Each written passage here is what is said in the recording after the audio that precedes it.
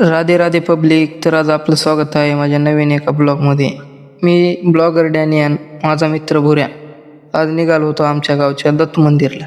आज होता गुरुवार असल्यानं आपण निघालो आपल्या गावच्या दत्त मंदिरला.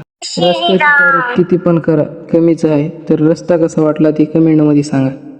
वातावरण एवढं खतरनाक झालं होतं की व्ह्यू असा एक नंबर येत होता. पुढच्या गाडीचा पाठलाग करत करत केव्हा आम्ही पुढे गेलो ते कळालंच नाही.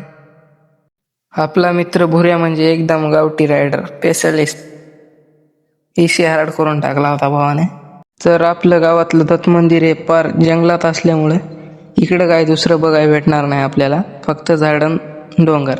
असा हा मोठा संघर्ष करून आपण पोहोचला भावांनो आपल्या गावच्या दत्त मंदिरला.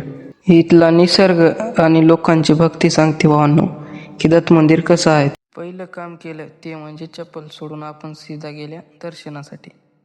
ही आहे आपल्या गावची दत्तात्रेयाची मूर्ती. चाफ्यांच्या झाडामुळे या देवस्थानाला बाग हे नाव पडले आहे. कैलासवासी महंत बळगीर महाराज.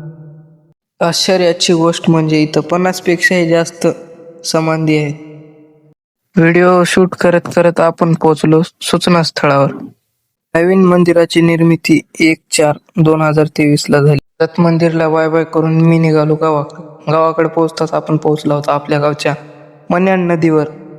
मन्याड नदीचे चर्चे तर तुम्ही ऐकलेच असतील भावांनो. हे सगळं सोडा, आपल्या गावच्या छत्रपती शिवाजी महाराजांची मूर्ती कशी वाटली हे कमेंट मध्ये सांगा. आपल्या गावचा रस्ता कसा आहे, एकदम कडक इशी हार्ड करून टाकलेला रस्ता आहे भावाने. ये तो सब गुंडा लोग हैं, भाग रहे। बिल्कुल रिक्स नहीं लेने का। अरे बड़े खतरनाक लोग हैं.